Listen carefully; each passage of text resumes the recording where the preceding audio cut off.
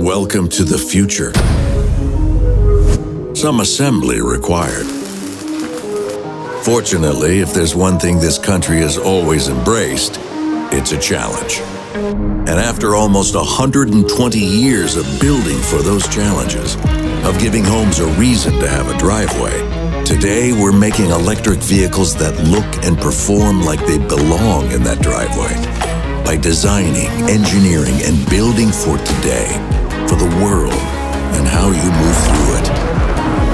It's why we're taking the vehicles you know by name and making them electric. Why we're creating new jobs for American workers and revolutionizing where that work will be done. Not for the few, but for the many.